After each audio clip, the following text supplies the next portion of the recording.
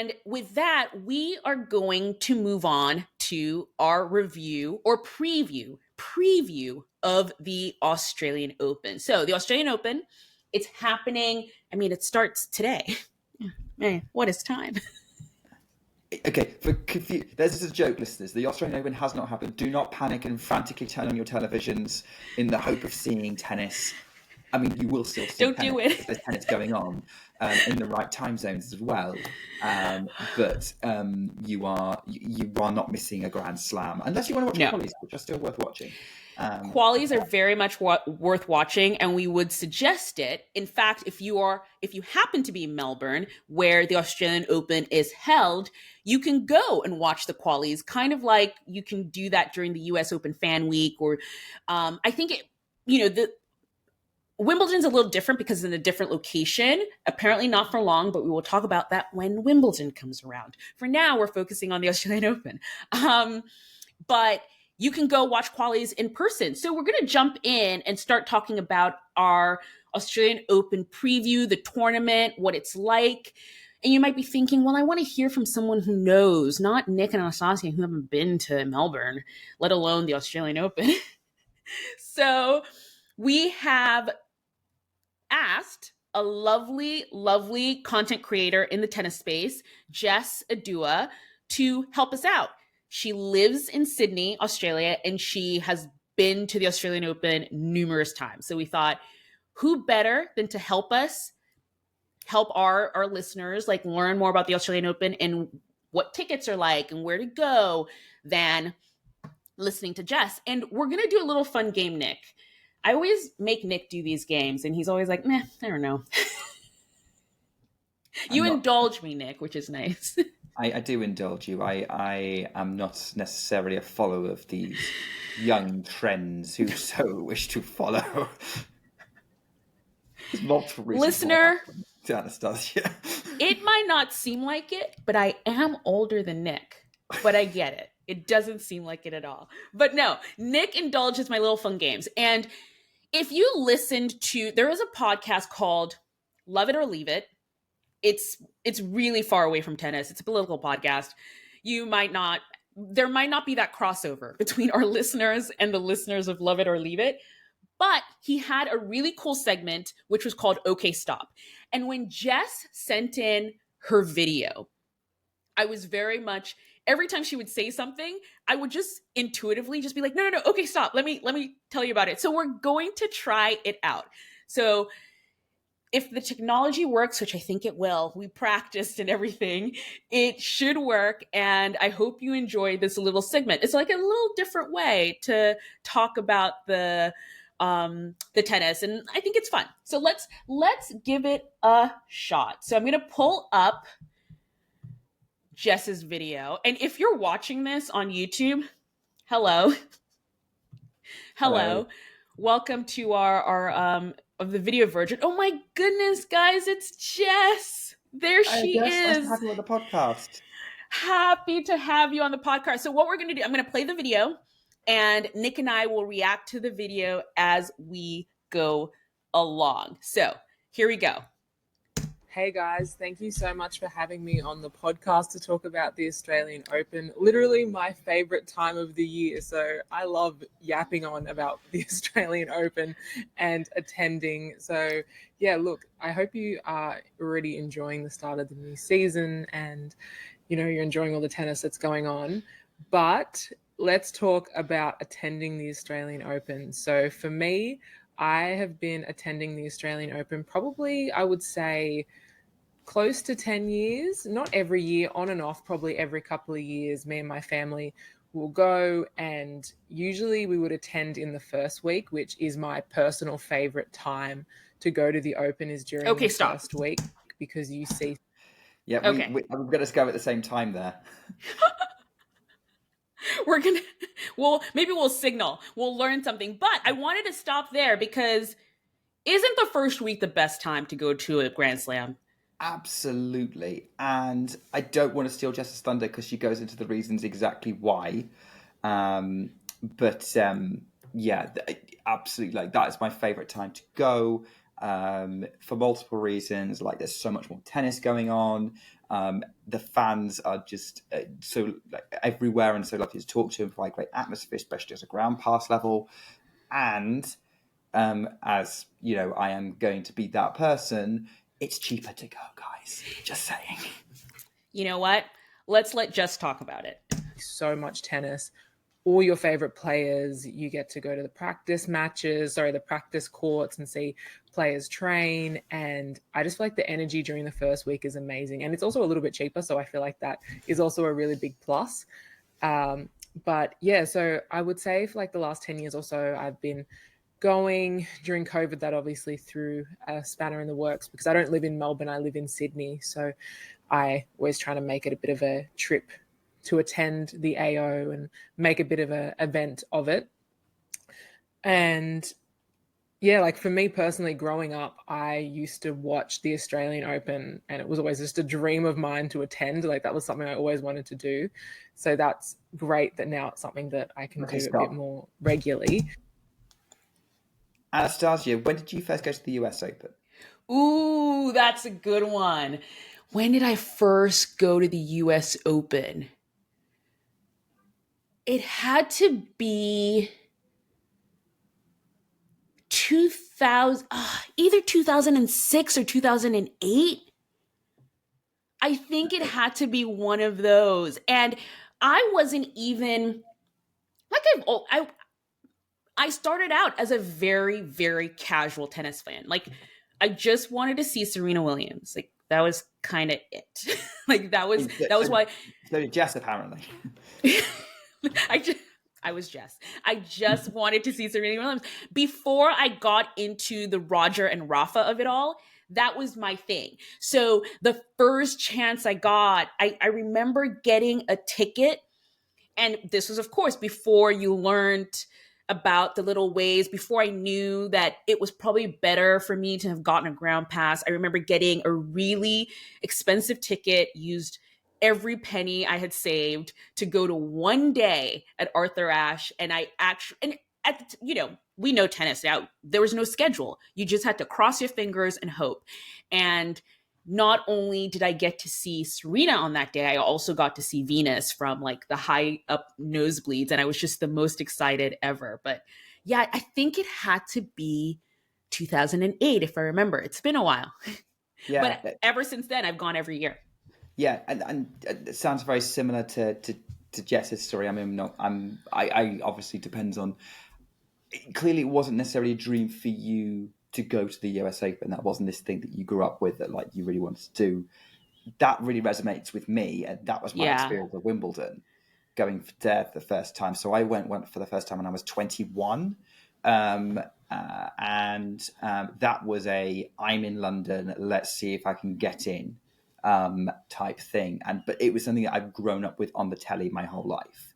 Right. So the fact that like it very like what Jess has just said very much resonates with me as this was this thing that I've dreamed to go to, and I got to do that. And what has been amazing is that like I got to take Mum eventually after that. Yeah, I've been a couple of times, and like that she'd never been before, and you know I got there before her, but she was so jealous the first time I went, and now it's very much like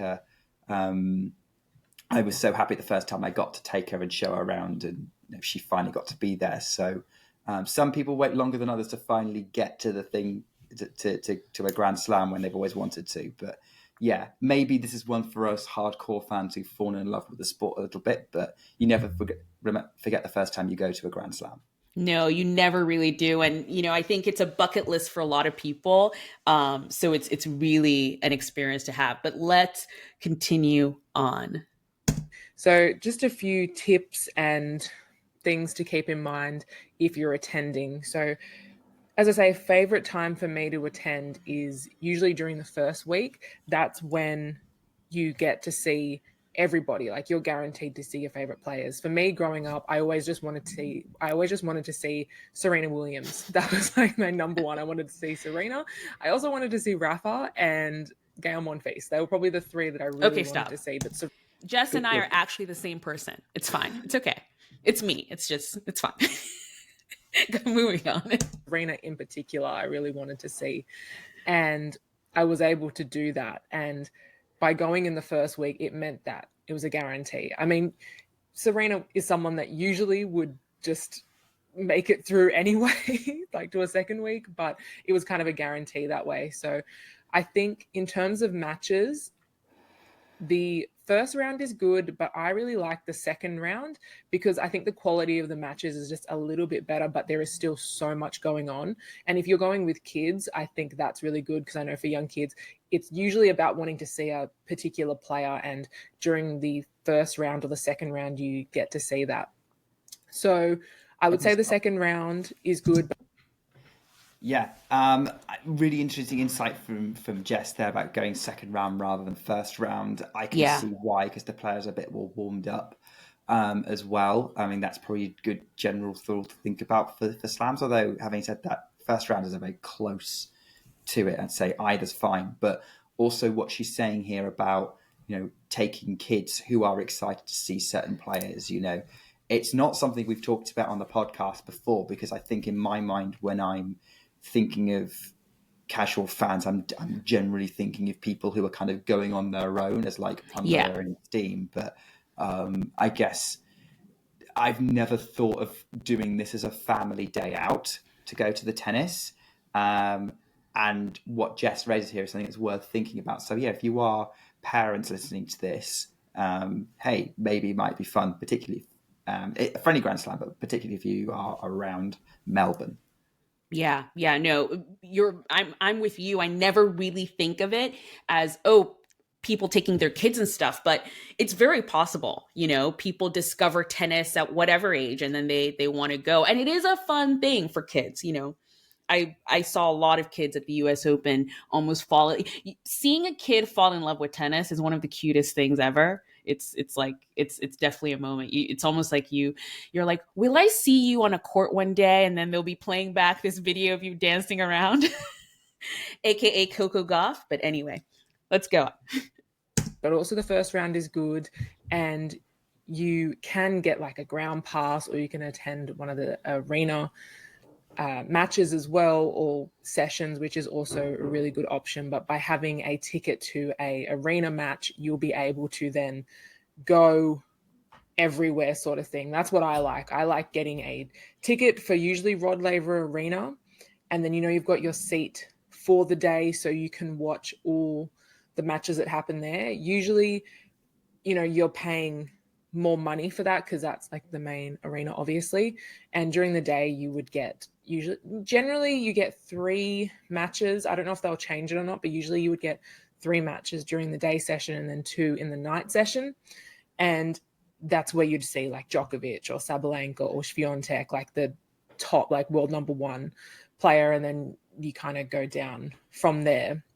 So I like being able to have a ticket for that, and you've got your assigned seat for the day, and you can like come in and out, because I highly recommend like just actually experiencing everything. Don't just sit in the stadium. I mean, you can obviously, but I think experiencing everything is a really good idea. Like, why not? Particularly during the first week, because there is so much going on. And if you don't get to see your favorite player because the draws are announced, or who's the schedule of who's playing when and where isn't announced until the day before. So if you live in Melbourne, then you might be able to make a call. If you're like, I want to see Djokovic, and you want to wait, you might be able to get a ticket at the last minute, but that obviously can be a little bit risky.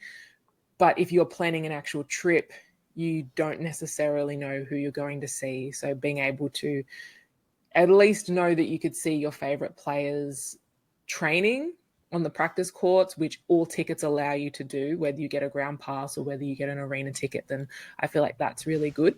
Okay, stop. So before we go on, I actually want to touch on this point that Jess makes about tickets and when to get them, because if you know from listening to the podcast, I am a risk taker. And I like to get my tickets at the last possible second so that I can see who I want to see. I mean, usually these days I just get a ground pass anyway. I just get a ground pass and go with it. But in I want to say in the last 2 years, especially in the US Open, it gets really crowded. It gets really crowded. And there's some arenas and stadiums where their ground pass level seats that gets you a seat in there. But because it's so crowded, the lines are forever long. So you do want to get a seat at a specific, court, be it Rod Laver, like she said, or anywhere else, but then also wander the ground. So I think that's just a thing now where people get seats at these courts, but then spend time on the grounds and actually go from court to court and stuff and see what's happening, which, like she said, I highly suggest. Don't just go to your court and sit there. Because there's so much happening around the grounds. Mum and I did at Wimbledon last year. We got Court 2 tickets, which is the equivalent of Grandstand at the US Open or John Cain Arena at the Australian Open. But we didn't stay there the whole day. There were a couple of matches we weren't bothered about. So we went on a wander around the grounds. And I think, that's something that I think a lot of people do. So, definitely consider that as an option if you are willing to fight your way through the business. Yes. Yeah. And I have to, so there was another point, because in the US, what we deal with are resale tickets that are prohibitively expensive. Like they sell for 2 times, 3 times, 4 times as much as they actually cost. And I was thinking about this because if there's someone listening to this, for example, who happens to be in Melbourne, either lives in Melbourne or is nearby and wants to go, we're recording this on the 5th here, but it's the 6th over there. So the tournament's starting with qualifying and stuff.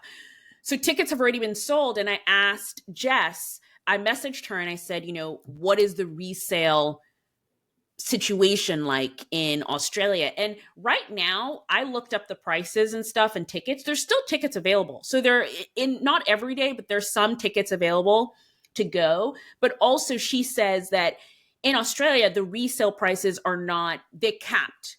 So you can't go above a certain crazy level, which here we just don't have that. You could put a ticket down for $1 million. And if there's someone willing to pay you that for the ticket, good for you.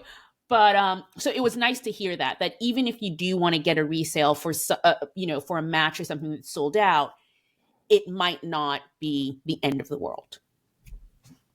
We continue. What else? I think so. Yeah, definitely.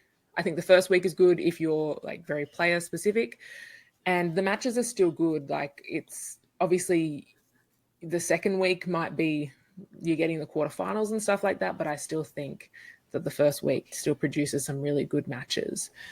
How hard is it to get tickets? Obviously, getting them in advance would be highly recommended. I've never had an issue getting tickets, but usually like I'm super organized, so I try and get tickets right away as soon as they become available. Are you sure she's the same person as you, Anastasia? Actually, I take it back. We're different people. But that might not always be possible. So you can risk it to go last minute. You might be able to get some tickets. But yeah, I think that can obviously be a little bit risky.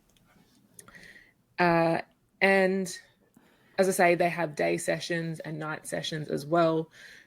I would recommend that if you go, that you would at least get a chance to experience a day session and a night session, because in Melbourne during that time of the year, it's just really good atmosphere, like during the day and the night.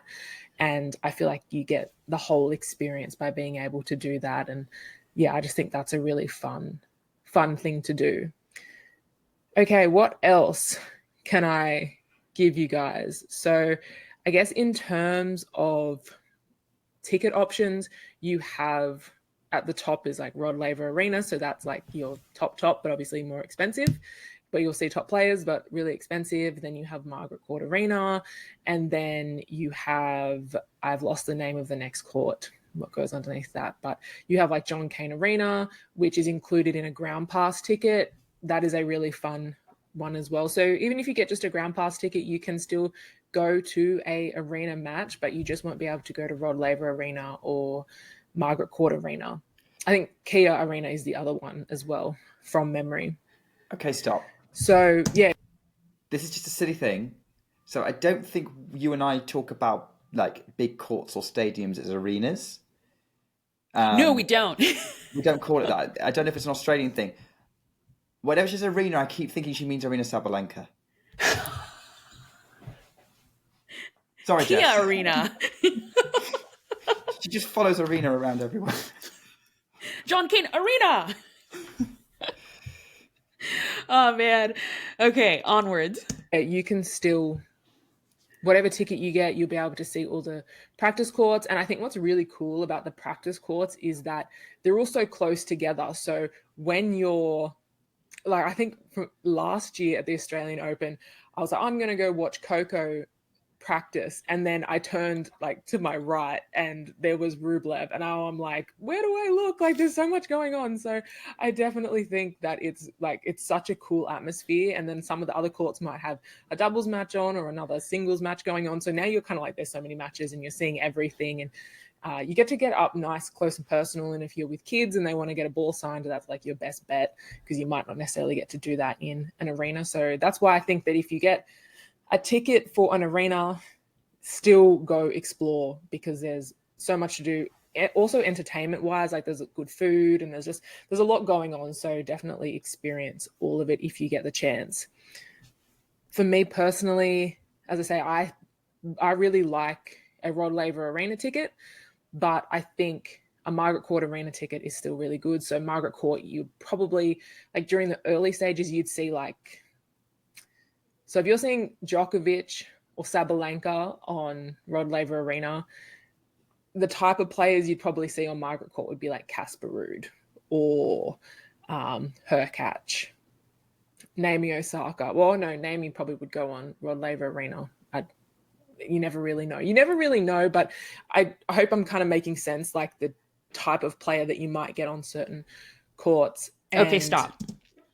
So just to, double down on her point, it's so like the first week of a slam, first of all, you just never know. I think United Cup was such a, not refreshing, maybe is the word, but we already knew the first 6 days what matches we were going to get.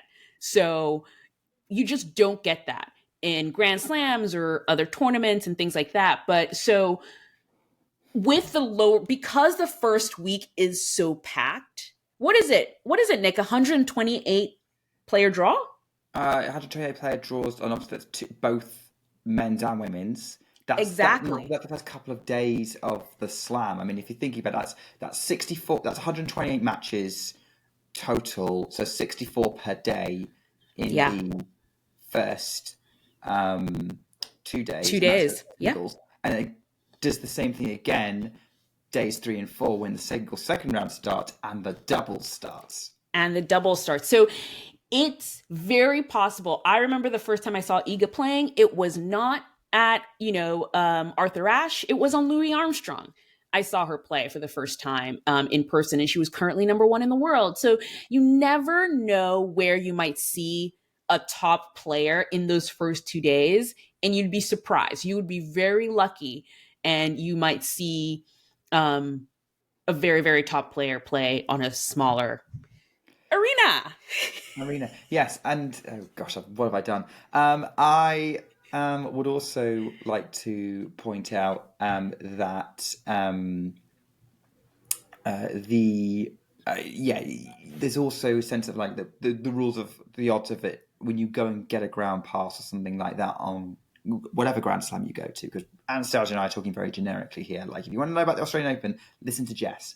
But if you think about it, like Wimbledon particularly, when they have so few matches on the main courts, but even the US Open, right, it's 10 matches on the main 2 stadiums, the main 2 arenas. Same thing for Australian Open. Actually, no, it's less than that, because isn't Ashe like 2 matches in the day and 2 matches at night? Yep. So like 8 or 9. So realistically, that's what, you split that 50-50, that's 4-ish matches per, 4-5 matches per side of the men's or women's singles draw. It's going to be the same. And like that, when you think about how many matches there are and how many top players there are, there's a good chance you're going to see some big names.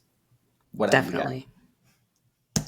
By having those tickets, you can then still go to an arena like John Cain Arena, which is also really good. That's a good court just for atmosphere. So John Cain Arena and court 3. They're really good just to, because they're ground pass tickets as well, but you usually have to line up because that's where a lot of people go. Last year, I wanted to go into one of the outside courts or outside arenas that had Manarino playing Ben Shelton, and the lineup to get in was insane, to the point that it was like, it wasn't worth it. I might as well go watch some other tennis. So some of those outside courts can be a little bit tricky, but definitely, if you get the chance, there's those options as well, which is really good. Okay, stop.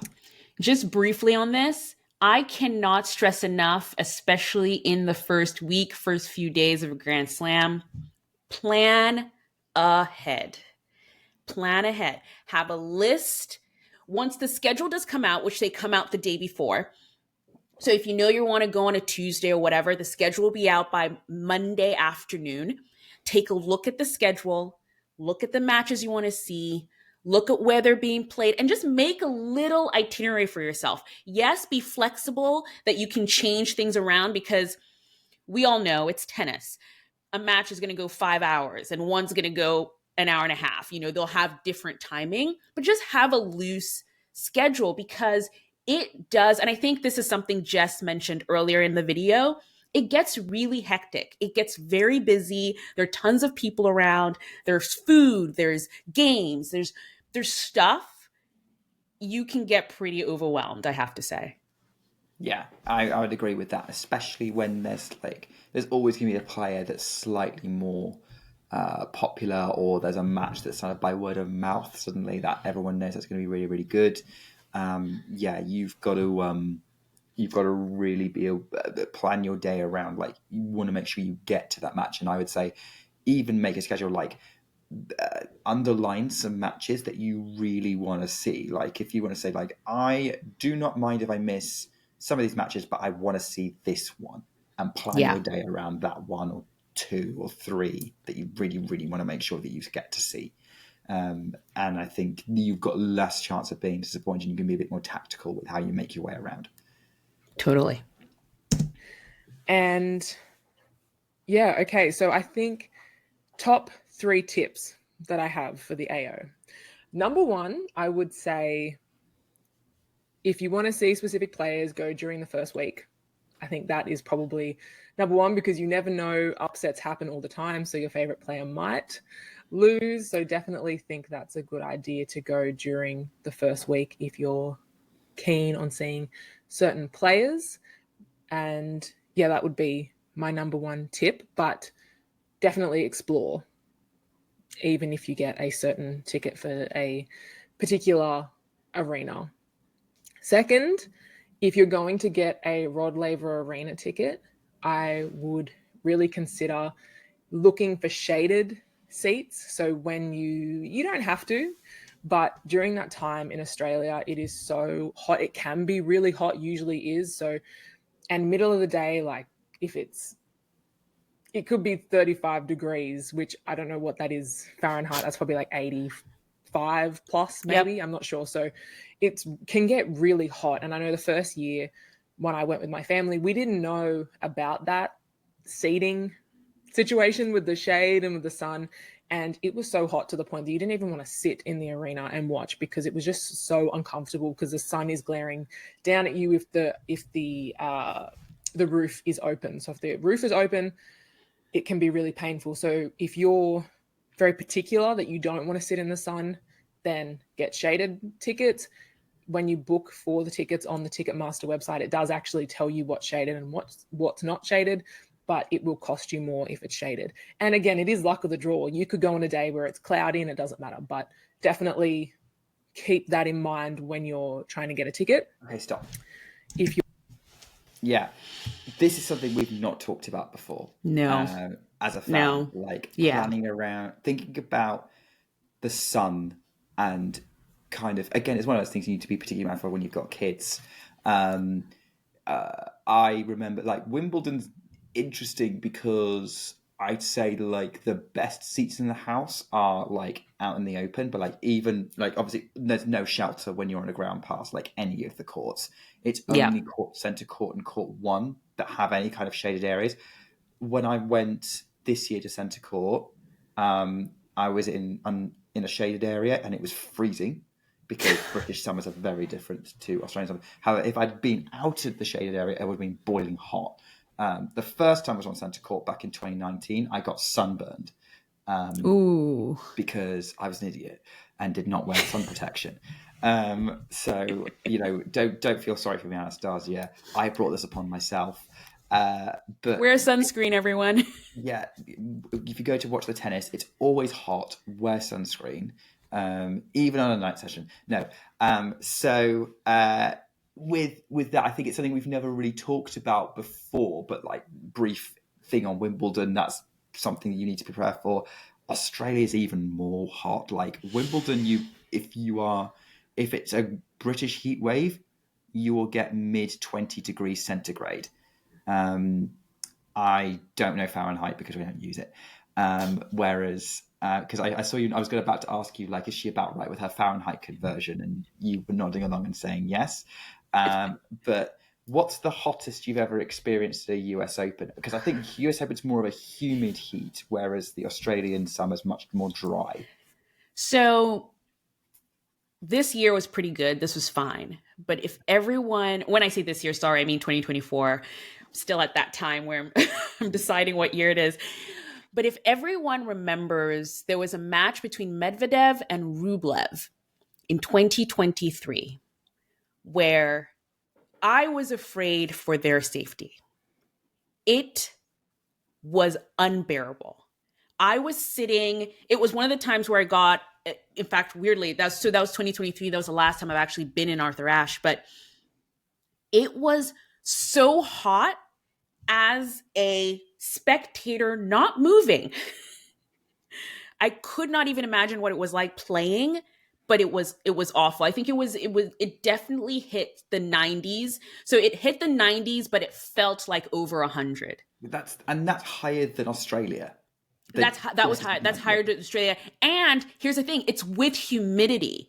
On the East Coast, it's just so humid. So you just feel like you are in a boiling pot that's just slowly boiling. So it was the most uncomfortable I've ever felt, ever watching tennis.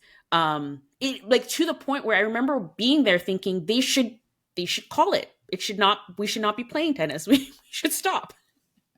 So, yeah. Okay, we've done US Open. I don't want to go labour too long at this point, but I'm curious about this. You've now done all of the US 1000s. Now, you've done Miami multiple times. You've done Indian Wells once and Cincinnati once. What's kind of the situation with those? Because like Miami is also like humid heat. So, I don't know what yes. it's like in March. And Indian Wells is in the desert. So I would imagine that's going to be hot all the time. Yes. So weirdly, because Miami and Indian Wells are in the spring, the temperatures don't go as high, but Miami is very similar to the US Open as in it's humid. So you get that sort of sticky, not nice feeling. California, Indian Wells is a dream because it's dry. So it got hot, but it was fine. It was, you were wearing shorts and you're walking around and it was glorious. Wear sunscreen, definitely. I think that's also why a lot of tournaments, they hand out sunscreen at the entrance. Like there are a lot of free samples of sunscreen. So Cincinnati was the temperature last year where I went to Cincinnati, it wasn't that bad, but I would expect it to be more on the humid side if it got really, really hot. I do have to say being in California and having it be in the dry heat is helpful. I do know for sure though that the reason why they have it in the spring is that in the summer at Indian Wells, it's a no-go. We do not play tennis outside because it really is the heat of the desert. So even though it's dry heat, it gets even hotter. I think last year at Indian Wells, I think it hit like 105, 10 in that sort of Indian Wells desert area. So definitely not playable. No, definitely not, which is why they have it in March. But I guess there's the last thing on that point about what Jess is talking about with finding tickets with shade. Wimbledon, you have no choice. Pretty much, you get the ticket, and you get no shade on a ground pass. Pretty much, Yeah. unless you get very specific. You're on a very specific area of one specific court that just happens to have it. I'm thinking about other British events, and again, they are makeshift temporary stadiums. They don't put covers over Right. for like Queen's Club or anything like that. I would imagine US Open, you do have that choice, but I don't know what the design of Ash or Armstrong is. And I think from what I've seen of the 1000s, they are much more open air stadiums. Yes. So 1000s it depends actually. I feel like the main stadium at Indian Wells and actually Miami, they do have a bit of a lip. So they are areas of covering in both. Cincinnati, not so much. Cincinnati was more all open. But going to the Grand Slams, the US Open works exactly the same as the Australian Open in this case, where if you go and you buy a ticket, it shows you, you can see how the shade works throughout the day. And I wouldn't say it's more expensive, actually. It's just they sell out quicker. If you know, so if you once tickets go on sale and you open it, it's almost like those sections just go immediately. So it's not a different price, but they definitely sell out immediately. And then the only things left are the direct sun, which can be brutal. I guess like this is where you can feed into this like any shared experience, because I don't have that option for the Yeah. club I've been in the UK. I guess, But you have to think of weather in a different way, really, with the rain. Bring a coat, Yeah. always. And an umbrella. Like I have, especially when you're at Wimbledon and like you have to, if you queue, you are there like over 12 hours. So like the weather can change quite dramatically, not just in terms of rain, but also temperature. So you do have to prep very differently. But I guess you don't know until the day before what you're going to need. Like British summer's very, very different. But is shade something that you've ever thought about, or you know other people who've thought about? Yeah. 100%. 100%. If you are in the sun in New York when it's a hot day, it's just not even fun anymore. Like she mentions, it's not, all you're thinking about is how uncomfortable you are. So it is something I think about a lot. So, and sometimes you can't avoid it. You know, you're just like, well, these are the tickets that are available and I do really want to see this match. So that's when it comes down to prepping, where it's sunscreen, make sure you have a hat, make sure you have water, you know. I think this is just normal now in most slams, but you can bring an empty reusable bottle. Yeah. And a lot of times what I do is I bring an empty reusable bottle, I go to a stand, I'm like, just fill this with ice, please. And they're usually very accommodating. And I just live on that when you're in the sun, because at least you'll have that sort of cooling sensation at least once in a while. But that, I think, comes with all the planning that she's talking about. So if you can't avoid being in the sun, or in the Australian Open case where it's more expensive to be in the shade and you don't want to pay that much, you just have to prepare. Be prepared. Be a Boy Scout. Anyway, or Girl Guide. Back to the tennis. You're like particular on being in the sun or not, because it can be really, really rough. And then my third tip would be weekend matches, or Friday, Saturday, Sunday, midweek of the tournament is really fun, but next level busy. It can be super, super busy. It's busy the whole time of the Open, but the weekend is on another level. So I think if you're not escaping the crowds whatever day you go, but if you really don't want to be like dealing with crowds, I would not recommend the weekend, because it can be a bit crazy, because then you have just the casuals in the local area that just come in and just get a ground pass, have a walk around and just have a look, which means it's a really good atmosphere, but can be overwhelming. I personally don't love crowds. Like I deal with it to go to the tennis, but I found it overwhelming for me the weekend. It was just a little too much that I was like, okay, if I didn't have an assigned seat where I could just kind of comfortably sit, then I don't know how I would manage. But yeah, again, as I say, the atmosphere is good though, because there's so much happening, there's entertainment, there's plenty going on to experience, but just bear that in mind if you're not loving the idea of walking around. Yeah. Again, Yeah.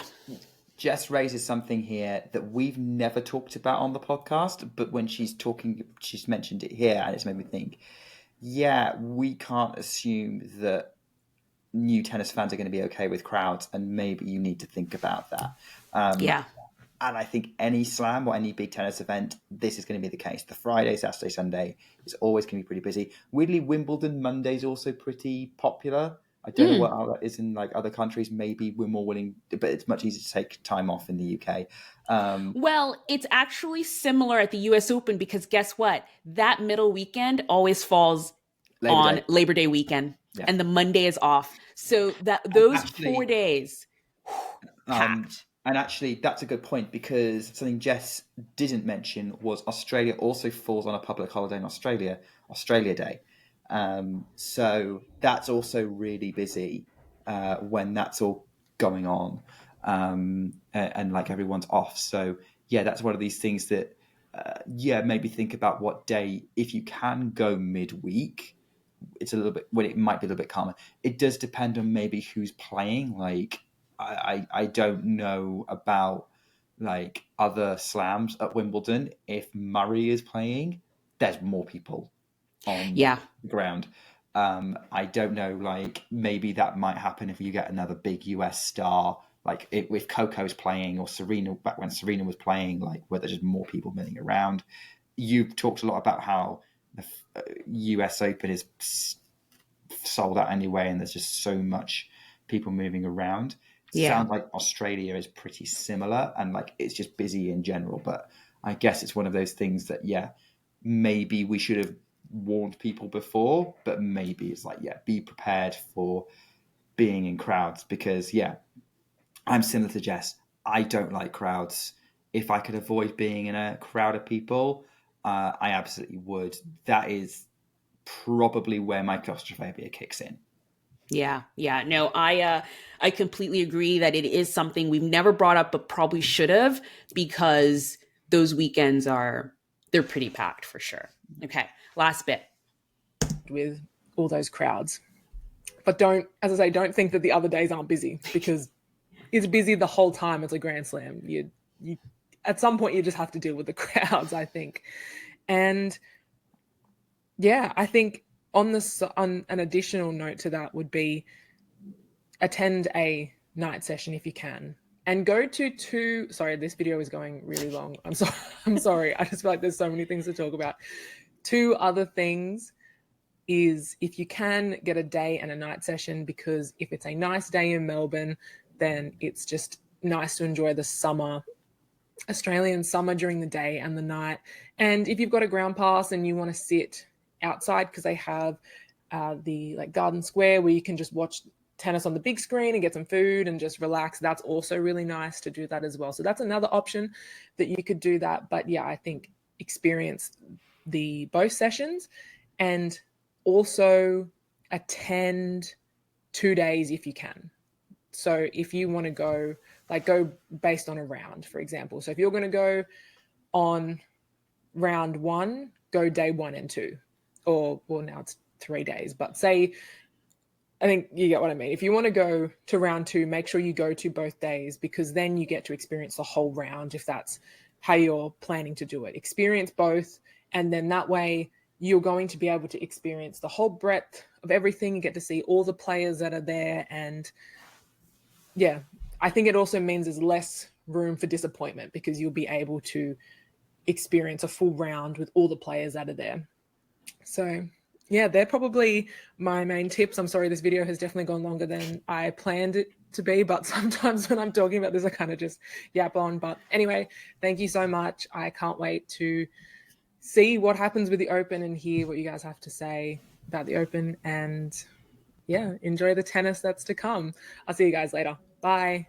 Jess, you should not apologise for going on too long, because we made it 3 times as long, and in fact we took half an hour before we even got to talking to you. So you have not made this long. We are forever talkers, Anastasia and I, so believe me, you have talked the least out of the two.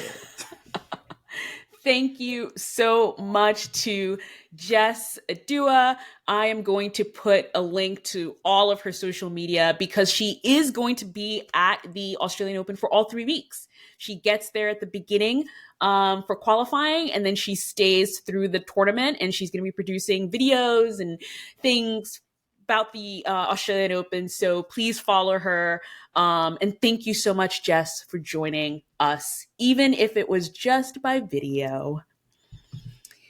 So we're back. That was fun. I actually enjoyed that, talking through it with you, because we both watched this video separately, but talking through it with you, I was like, oh my goodness, you're so right. We never really talk about the crowds or the weather or anything like that. And those are such important things to talk about if you're going to a tournament for the first time. Like she said, when the first time her family went to the Australian Open, they didn't even think about the sun, and then they're stuck in the sun, and it can be really uncomfortable. So I think there were so many great tips there.